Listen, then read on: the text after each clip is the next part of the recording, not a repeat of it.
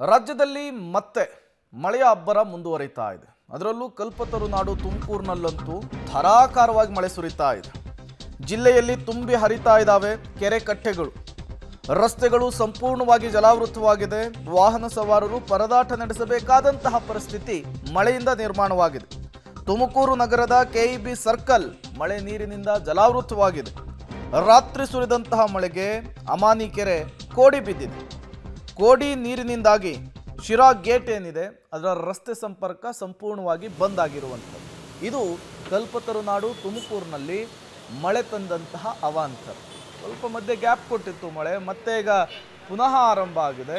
ಅದರ ಎಫೆಕ್ಟನ್ನು ನೀವು ಗಮನಿಸ್ತಾ ಇದ್ದೀರಿ. ತುಮಕೂರಿನ ಹಲವು ಕಡೆಗಳಲ್ಲಿ ಈಗ ಮಳೆ ಈ ರೀತಿಯ ಅವಾಂತರವನ್ನು ಸೃಷ್ಟಿ ಮಾಡಿದೆ. ಅಮಾನಿ ಕೆರೆ ಕೋಡಿ ಬಿದ್ದಿರುವಂಥದ್ದು. ಕೋಡಿ ಬಿದ್ದಿರೋದ್ರಿಂದ ಸುತ್ತಮುತ್ತಲಿನ ಗ್ರಾಮಸ್ಥರಿಗೆ ಅದು ಸಂತಸಕ್ಕೆ ಕಾರಣವಾದರೆ ಅದರ ಎಫೆಕ್ಟ್ ಕೂಡ ನೀವೀಗ ನೋಡ್ತಾ ಇದ್ದೀರಿ.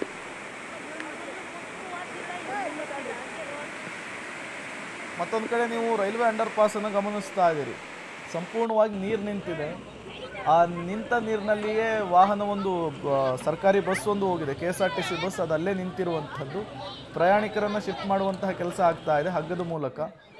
ನೀವು ಕೂಡ ಆ ವಿಜುವಲ್ಸನ್ನು ಗಮನಿಸ್ತಾ ಇದ್ದೀರಿ. ಇದು ತುಮಕೂರಿನಲ್ಲಿ ಮಳೆ ತಂದಂತಹ ಅವಾಂತರ. ಬಸ್ ಹೋಗ್ಬಿಟ್ಟಿದೆ ಅರ್ಧಕ್ಕೆ, ಇಂಜಿನ್ ಒಳಗೆ ನೀರು ಹೋಗ್ತಾ ಇದ್ದ ಹಾಗೆ ಅಲ್ಲೇ ಕೆಟ್ಟು ನಿಂತಿರುವಂಥದ್ದು.